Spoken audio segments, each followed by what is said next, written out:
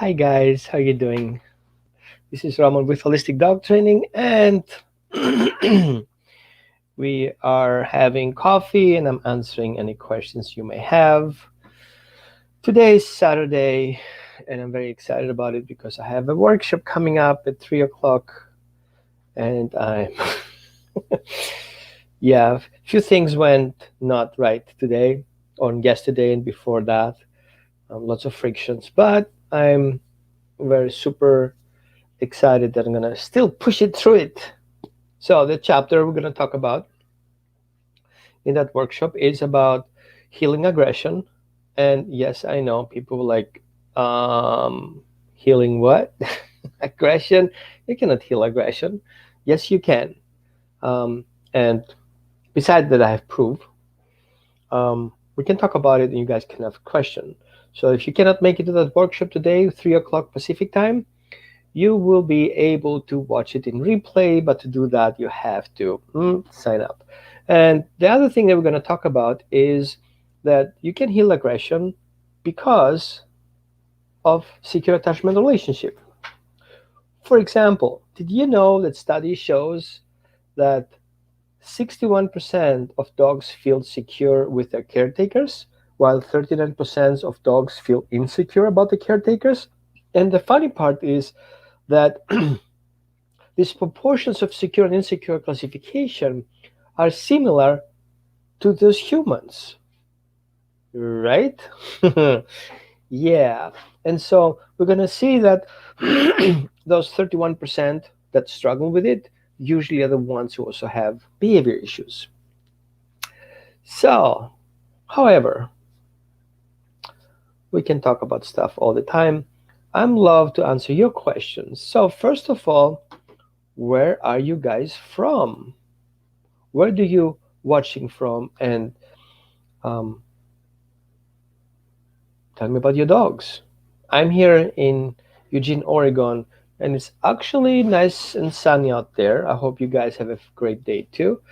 And I was just finished watching a workshop with my dear friend and colleague Brenda Tobin. She is a doctor in homeopathy, and she is a doctor in veterinary homeopathy, and she's certified canine nutritionist, and she was having a workshop about the emergency kit of homeopathic remedies that you can have in your shop, in your cabinet, which is great because I have most of those, but few of them have not, which I have to kind of upgrade my cabinet to fit everything. Because especially around behavior and around dog training and around everyday life, we can have some remedies on hand on hand because it's very important that you will be able to self-help. Hi, Paul. I always wonder every time you say Albany, I was like, what? Did he move to Oregon? No, you're in your. I've been to Albany, New York. Very nice place. So, hi there. Where are you else are you guys watching from? So, hit me with your questions. I'm so tired talking about my stuff. How about you guys talk about your stuff today? I'm listening. You know what? I'm gonna say nothing until you guys ask something. And to demonstrate it, here, you see that?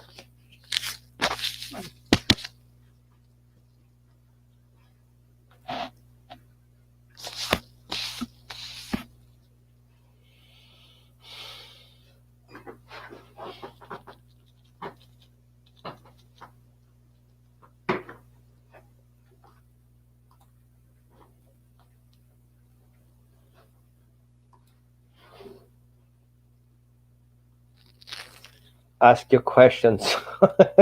Or you guys want to maybe quiet. So maybe that will be working. Hi to Sisters. I love Sisters coffee. I actually have a Sisters coffee bag in. I don't know what's going on with you guys. Are you gonna join the workshop, Chris? Awesome. I think it's a great idea. Um, oh, okay. No, you know what?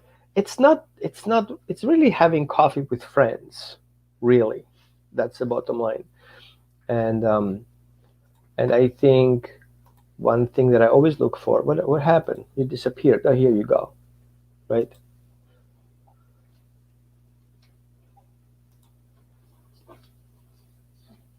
Oh yes, you do should do that. So if you guys watch the thing in replay, I will still reply to it. I know many people says, "Oh, I cannot attend the class because I will not be able to attend live."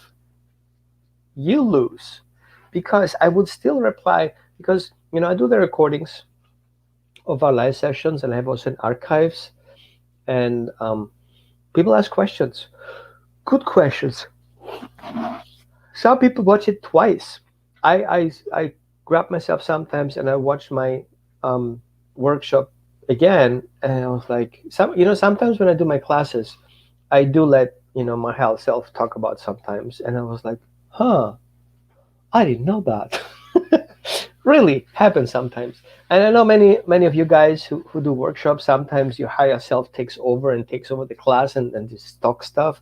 And then you spend so many hours doing the presentation, and then you go beyond the presentation and you talk about stuff that you kind of like, what? Is it actually real? And you Google and I was like, oh wow, great. My smart self. But I'm smarter. No, I'm not. I always make things happen that I'm not listening to my higher self, and he tells me something like about that workshop. My higher self and my wife told me, yeah, don't hire those guys, they will not be very helpful. And I was like, I got anxious and fearful about it. I'm not having enough stuff for my class, so I pushed that button and hired those guys. Oh, I shouldn't have done it. I spent more time addressing and helping them, putting things together and telling them what to do. It was really, really frustrating, and the frustration is not over yet. Like a simple thing, man. Send me a picture of the class in a YouTube format so I can share it with you today so you can see it. No, didn't happen. You know what they sent me a picture for? It was ridiculous. I don't want you to give it the energy around that. Um, but so they sent me a picture of a German Shepherd in a Facebook cover page format, and it has a German Shepherd on it, and it says, "Dogs love to be obedient. It makes them feel safe." And I was like, "That's not even mine. Where do you got this shit from? You don't even use my picture. I gave it to you. You don't even use my idea about what I'm working on. You don't even use the theme that we work on, posting things about the class. It was totally unrelated." Yeah, I would like to learn more about nutrition when it comes to aggression. Ooh, that's a good one, right? Yeah, that's a good one. I'll cover that in the class. Paul, if you can join the class, you get a lot of answers there. But we're going to tap a little bit here.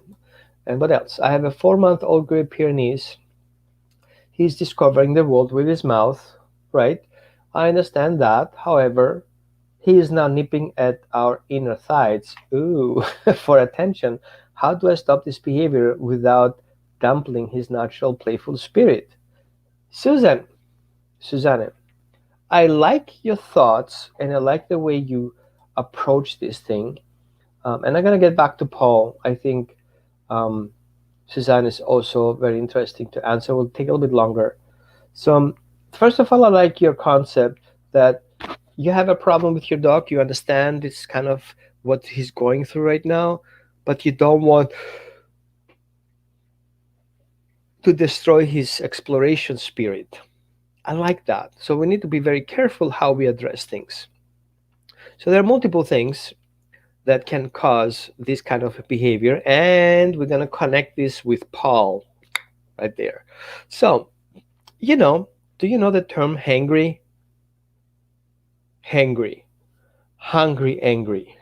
That's me driving for 4 or 5 hours with my RV, and then I'm hungry, and then I need to find a parking lot, and I cannot find a parking lot with my huge, like 34 footer, right?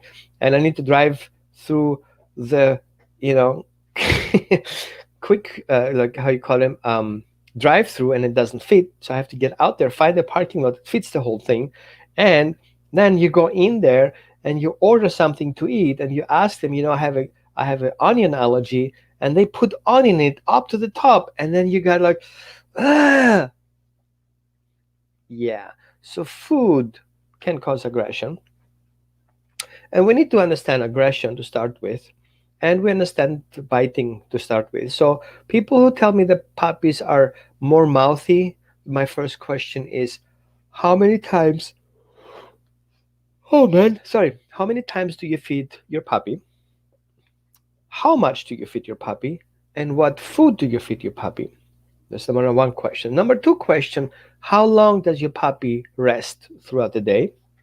And then usually the third question is, where do you place your puppy for, recovering?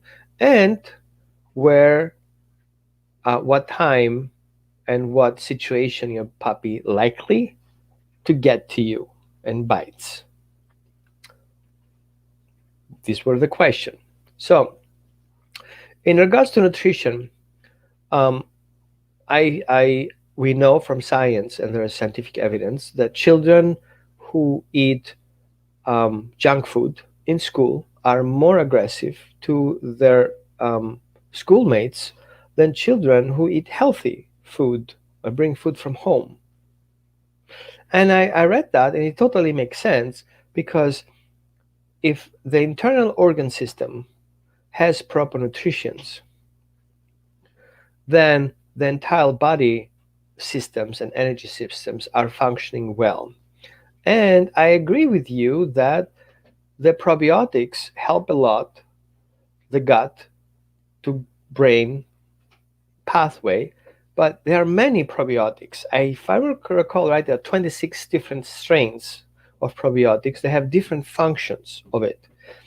I'm not the expert, but I promised you, and I'm still working on it, to get Brenda, which is a colleague you guys have seen there in a YouTube video before, in our video before, and we're going to talk about that part, how we can adjust nutrition and what to look for. And I posted in my group class today that, sorry, in my Facebook group today, about the latest science, how scientific evidence actually was research done, how junk food and how um, the dog food industry is lying to you about the ingredients. So you're struggling with your dog, with his allergies and his body systems, and you buy, a food that's supposed not to contain certain ingredients, and yet, without telling you, without actually, announcing it, they change it. They try to sell you upscale proteins, and they give cheap proteins instead. Not trace minerals, not trace, no, like whole. There's nothing in there for what they claim there should be.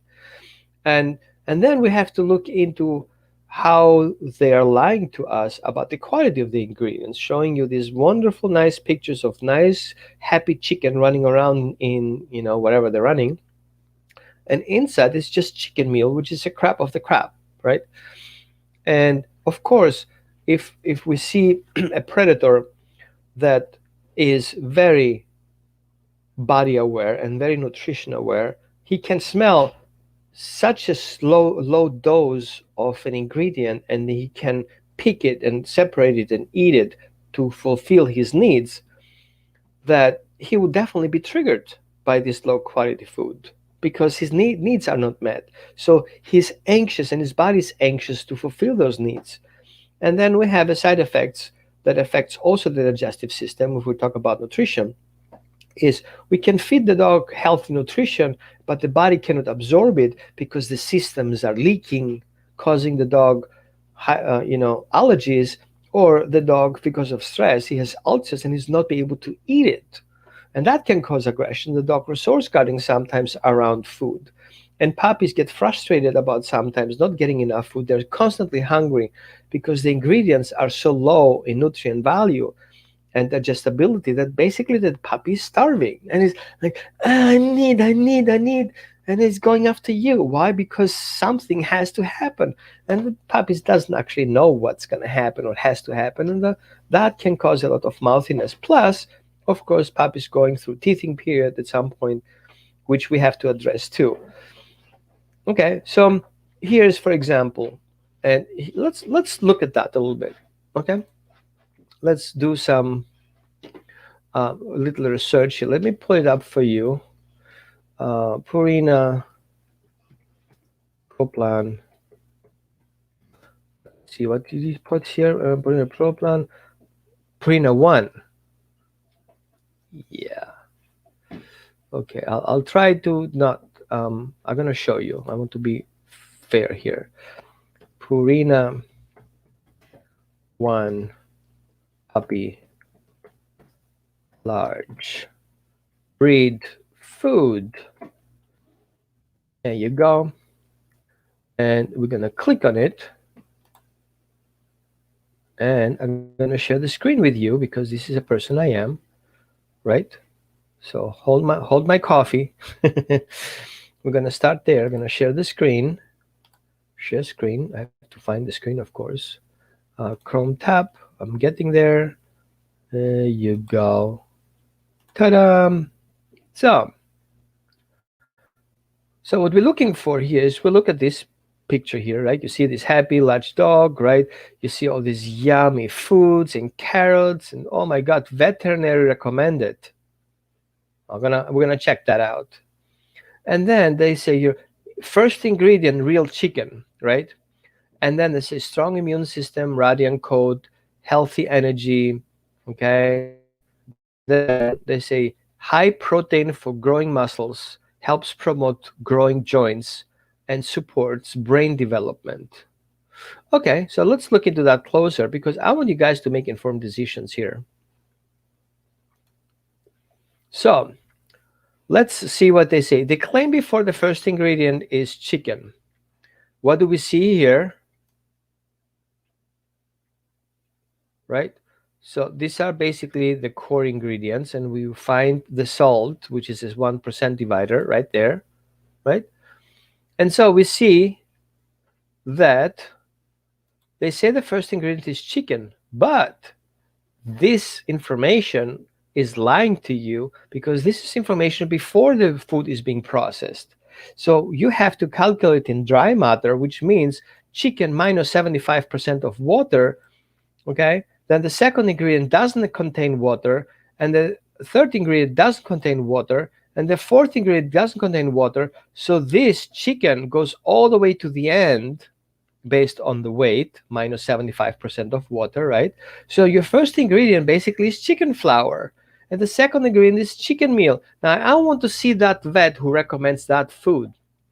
I would fire that vet. I'm sorry. Do you agree with me here? Do you see what I see?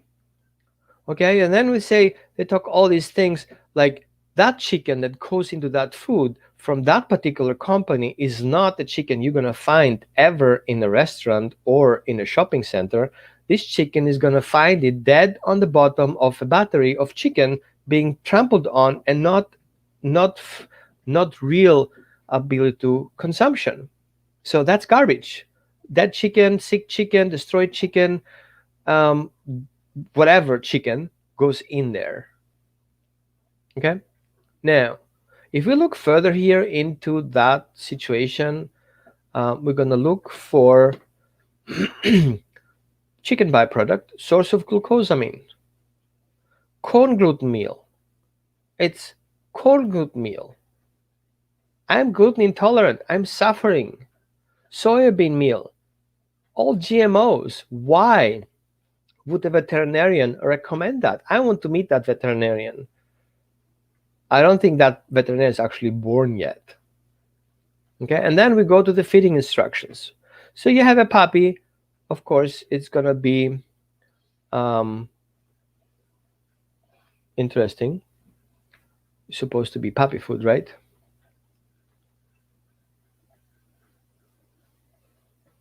Interesting.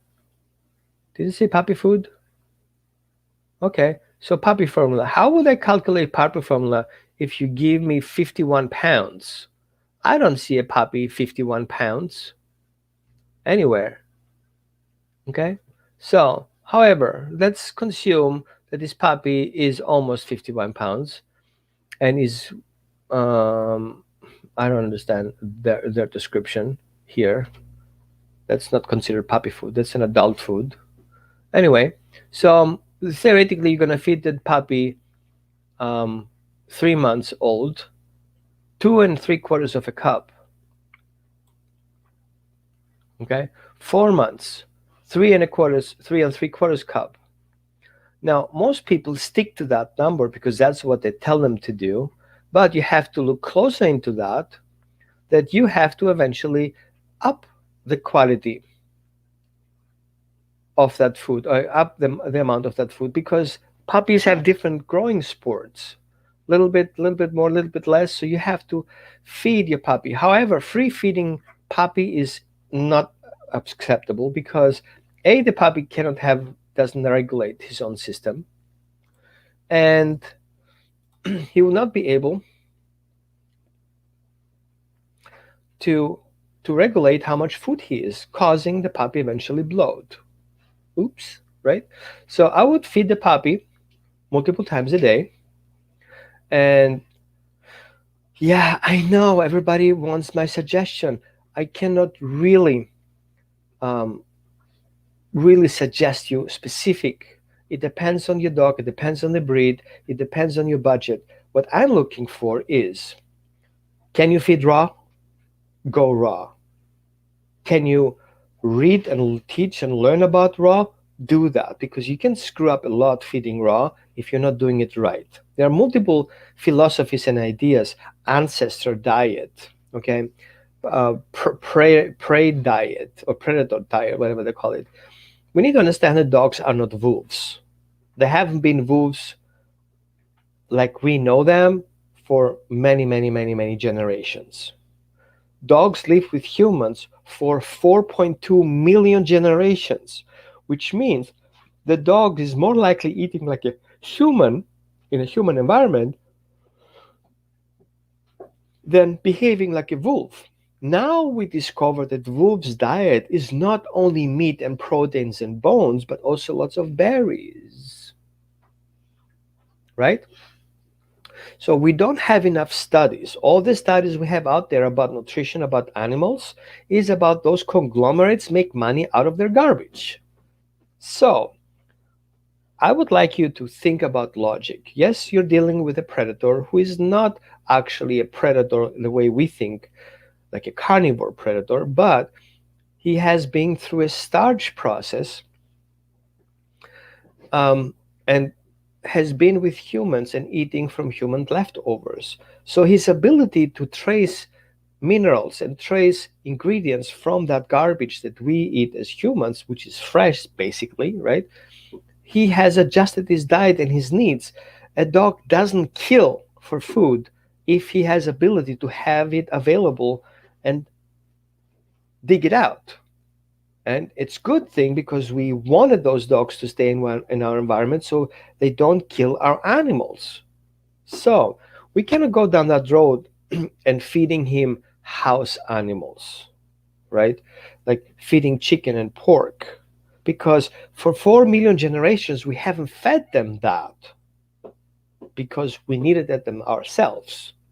So you see where I'm coming with this? But wildlife, yes. Birds, yes. Red meat, yes. Vegetables, yes. Okay.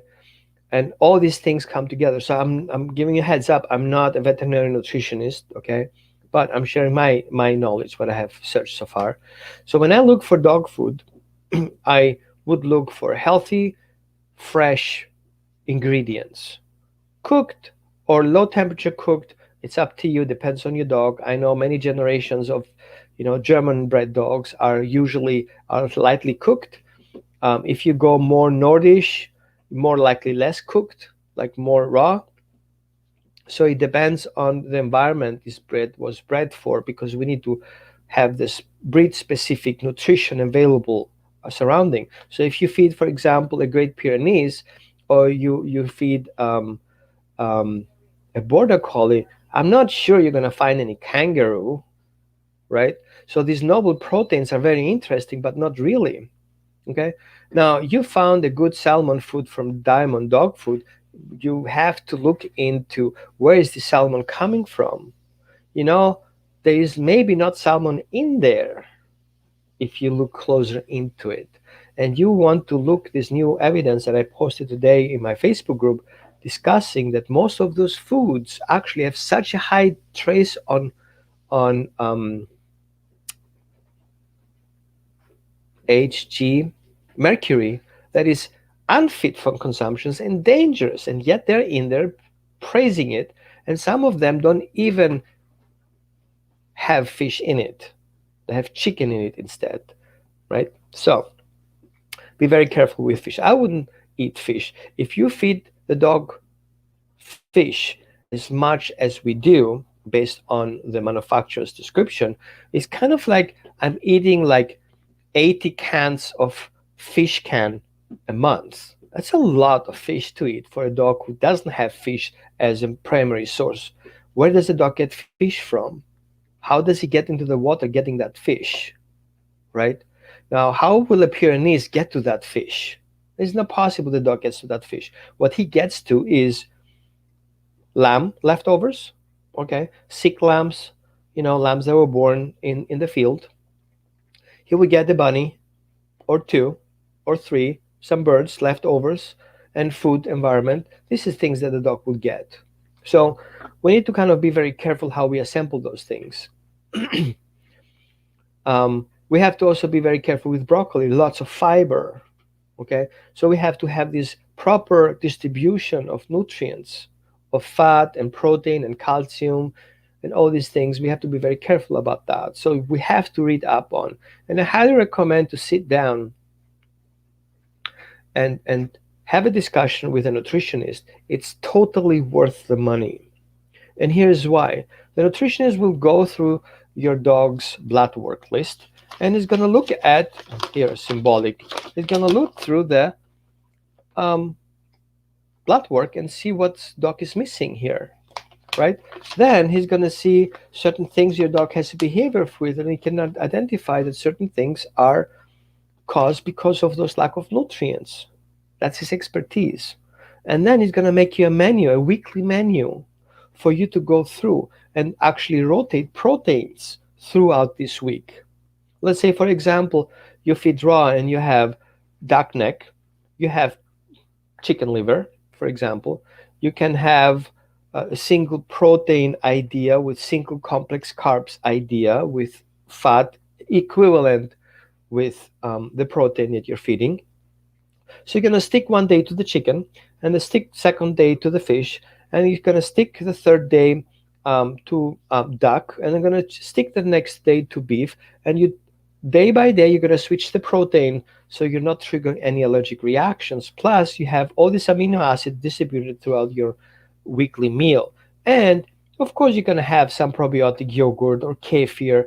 Of course you're going to have some honey in it. Of course you can put some vegetables in there, leftovers of your cooking, but not too much. Okay. Yes, you can put berries in there. You have watched the berries. Some of them have high on amino acids and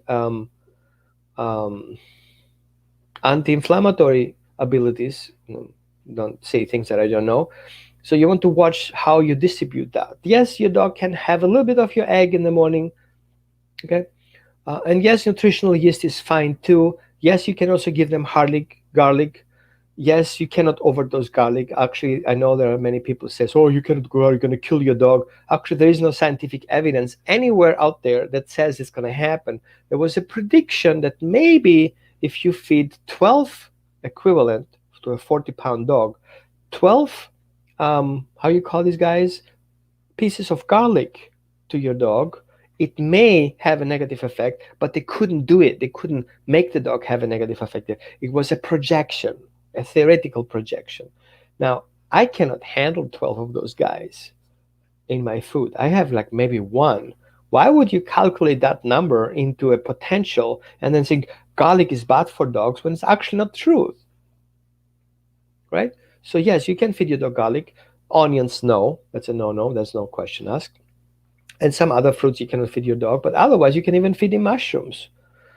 And so we have to be very careful um, to how we distribute that. And you have to be very careful when you read a scientific paper, where is it coming from and who has published it and what is the sample they did. Because that garlic idea, I think we're like 5 dogs. Okay. And so because of the 5 dogs, we make that idea and generalize that over 1.5 million dogs, like 1 billion dogs. Like I think right now we have like 750 million dogs out there. So we have to be very careful about that. Um, if you cook your dog's food, cook it carefully because you only want to deal with bacteria that affect the human, but not the bacteria that affect the dog, right? Because some bacteria we need.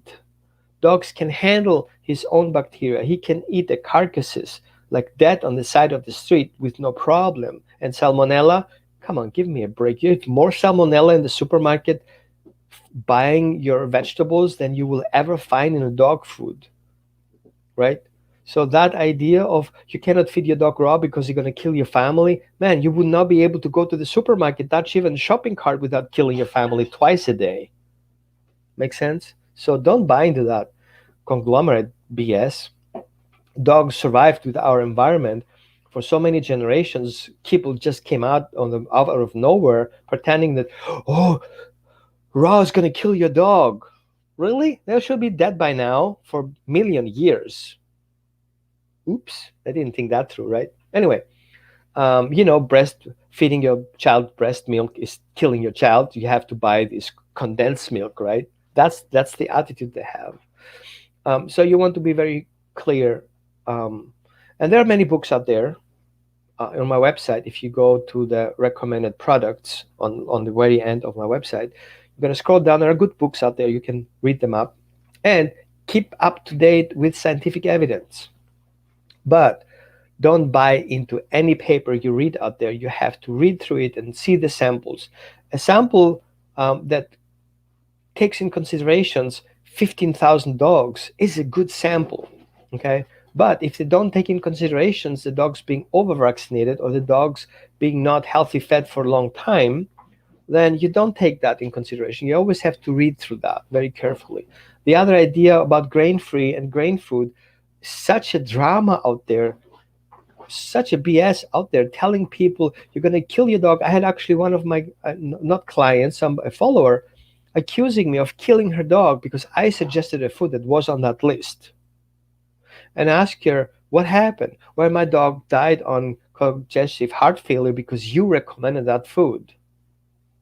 Wait, FDA hasn't any proof that actually that's the case. It was a theory, and a couple of veterinarians who were associated with Purina, if I remember right, or with these conglomerates, who came up with that scientific paper having 148, I think, companies listed as problematic. And they only choose to post the 15 ones or the 14 ones that were the boutique brands. And why is that? Because somebody told them to do that. And nobody talked about the 148 companies they had references to. They only talked about the 14 ones they wanted to. So even the information is biased. And then they couldn't prove it because the sample way they did that is not something you do as an evidence. It's kind of like Joe and Jim and Caddy just talking about thing over a table. Oh, we're gonna compare coffees. That takes good coffee. Oh, that coffee is a bad coffee. How do you make this judgment? What criteria? And so if you look into that, first of all the kibbles they recommend causing heart failure because raw food doesn't. So did you conclude? Did you add in your study raw food? No, you didn't. So how long did this dog eat that food? Did they have pre-existing conditions? Were these dogs over vaccinated? Vaccinations can also cause heart failure. Yes, some breeds are more sensitive than other breeds. Did they calculate also the treats and the chew toys the dog's eating? They didn't. So what data is that? And the whole thing blew off extremely proportions, forcing the FDA to intervene. And yet, the FDA, after 4 years, didn't have a conclusion. How do these little four vets or veterinarians came to the conclusion that this breakthrough and all these studies from all these scientific papers could not find that conclusion, not cannot recreate that evidence? There's a whole group, a Facebook group, with those nonsense guys that are not even veterinarians or nutritionists on board. They're going to slam everybody who's talking any type of grain-free food. And yet, all those companies who says grain-free is bad, they still sell grain-free. Can you explain me that? So if FDA was really behind the issue and says, hey guys, we have to be very careful about it, they would say, take away all these grain-free foods from the market. But they didn't.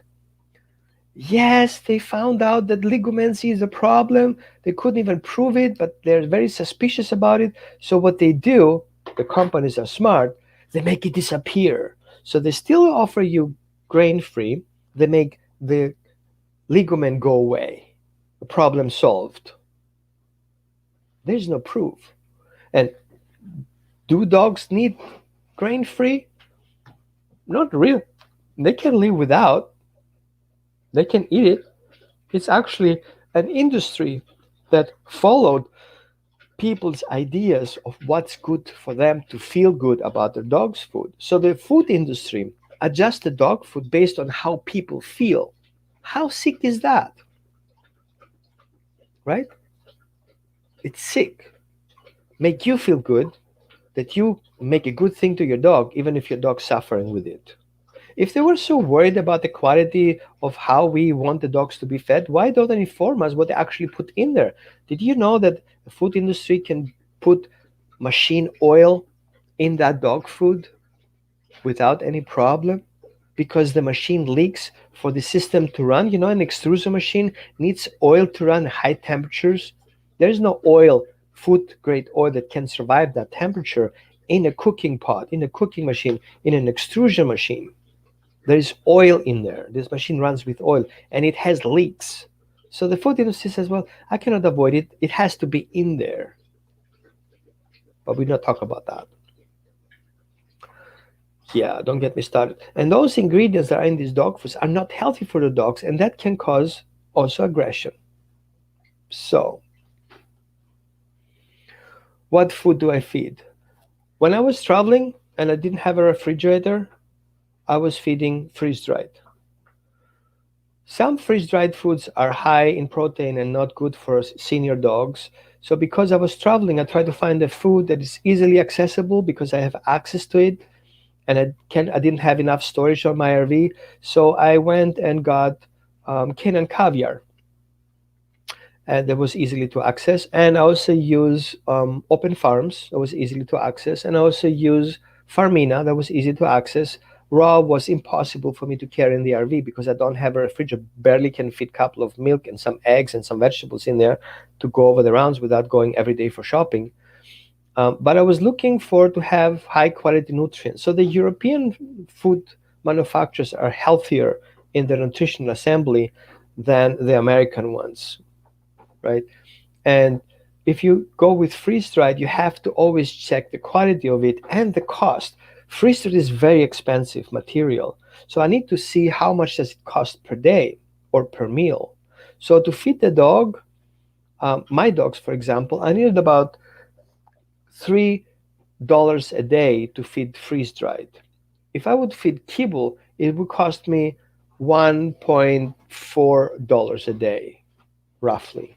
If I would feed raw and I would buy bulk, I could feed 13 dogs with $300 a month. You see the numbers? But people get afraid because I need to spend so much money on raw. Yes, you have a starting cost. You need to get a deep freezer, an upright freezer, and then you have a chest freezer. Chest freezer for the boxes and the upright freezer for the flat boxes, so you can access individual materials because you have to assemble your meals. And then you need the plastic table. Set it up, keep it clean. You need Ziploc bags. And then what you do is you assemble your raw material. You buy bulk, right? You go to a bulk seller and buy bulk food that is human grade but not USDA approved, right? So you're gonna find carcasses. You're gonna buy a box of chicken necks. You're gonna buy a box of duck necks. You're gonna buy a box of organs, heart or liver. You're gonna buy patties. You're gonna get some um, fish. Okay, you're gonna buy some healthy fats like coconut oil, right? Um, and don't buy Diamond Foods. They're all the same crap. Diamond Foods is a manufacturing plant of. What are you doing there, Mugs? What's up? You have a problem? um, and we they just it's a rendering factory. They just recycle garbage. That's what they do. So I would stay clear of everything that you can find at PetSmart. Straightforward. With only exception, and they did it because they want to get some extra market, is Acana and Origin. I disagree. I would not put my food in there in general, but they do it because they just want to get a good quality, so they can say good quality food, but actually they don't. So if I would go to a healthy food grocer. These people are usually interested in you feeding healthy food. So if you don't see good quality brands in there, just don't shop at all. If you see them selling um, Purina One, make a U-turn, get out. That's not the store you want to buy. And if somebody goes so low to have that brand in his supermarket or in his shop, he doesn't look for health. He just looks for money. And you don't want to be that person buying in that shop. That's my personal opinion. Um, and yeah, we have to be careful with the claims they do. Okay. So um, for you guys who struggle with dogs' reactivity, sometimes you have to look into skin conditions and allergies, and you have to help your dog. Likely leaky guts is the problem, and feeding your dog low quality ingredients and over vaccinating your dog will increase that leaky guts problem. And I know some people are very smart and they go and to feed hydrolyzed protein. Um, is basically faking your dog's body to not understand that. And by the way, I know I have scientific evidence that those who claim to have hydrolyzed protein actually didn't have hydrolyzed protein. They just put regular protein in there for the dog to continue to suffer. I did not say Open Farm is a good brand. Okay, I don't say kibble is a good food, right? But from those brands out there, Open Farm is something that I would choose. I would choose Open Farms. I would choose Canaan Caviar. I would choose Acana, Origin, Nulo. I would go as low as Froms if I have to, if my dogs are starving and the supermarkets are closed and I have a bag somewhere, right? Um, what else? And then you have this rough half do-it-yourself thing where you have assembled the ingredients and you just add protein to that. Yeah, these are okay. You can do them, but they're always expensive. You have to pay attention how much you invest and what you really get out of it. I know raw food brands who are so expensive, it's ridiculous. Why would I spend so much money on such a dog food where I can buy it cheaper in the supermarket and assemble my formulation on my own? And their ingredients suck. There's a lot of water in there. They're selling basically water for $30. And then you go to freeze-dried foods and you see a value of a price of $30 a bag, but basically it's a meal. Why would I feed $30 a meal? I'm not feeding my wife for dinner such food. I suppose I have to, but not for dog food. Not for that amount and that quality. I wouldn't pay $30. So you have to always calculate how much does the meal cost per day, and don't compare bags with each other. And what is the nutrient quality and what is the amount of food I get from my food, right? And always check, Sharon, if you feed patties, frozen patties, is it a complete diet? If they claim it's complete diet, based on what do they claim it? Be careful. They claim it doesn't mean it is. My coffee is a complete diet. I can live with coffee in the morning. It's my complete breakfast. It's not a complete diet though, right? So be careful. Those claims, what they actually do. All these foods are complete diets, even the junk food. Yet they're not for your dog's well-being. It helps your dog survive, but not your dog's thriving. So you're looking to thrive your dog, not for your dog to survive. And let me bust the bubble. Dog industry considers dog food feed, and feed is what animals get to eat before they go to slaughter. I'm just leave it out there for you to kind of process that. Feed is food provided to animals that go to slaughter so they're not dying. And then the food trials, 8 dogs, 28 days. 8 dogs going healthy, laboratory conditions, right? And 6 dogs can be out healthy while the other dogs can be unhealthy. That food still passes, that the food trial passed for 28 days. And you feeding that food for a month? No, for years. I know people who feed one particular brand for years. Wow. I would kill myself if I had to eat chicken every day for years without coffee. Okay, good. I think we answered a lot of questions. Do you like that way we're talking? Is this something you like? We should do more often, just Q&A and less me talking about stuff, right? Yeah. In my website, guys, if you want to look into that, I would go to my website and scroll down. There are a couple of books there, and check it out. See how it resonates. And again, pay attention to where your broads are coming from, um, right? And what's the lifestyle was before they came to you, and what the breed traits are. Some dogs live in areas there is no chicken running around because it's just frozen tundra, whatever you call it. And a greyhound will not eat heavy meat because his energy needs are different, right? Um, and I know many breeds are allergic. And by the way, you don't know, but the quality of those um, production lines are so low that food that goes to the veterinary clinic and suggests as veterinary recommended food for 4 years was overdosing dogs with vitamin D, and nobody knew about it. And they blamed their supplier. Like, how sick is that? I cannot understand that. But anyway, good. I have an online session coming up, and I hope to see you in my workshop. Um, and yeah, I'm looking forward to see you guys there. You have a chance to still get in the class, I hope. Okay, talk to you guys soon. It was nice talking to you. Yeah, I need to close my.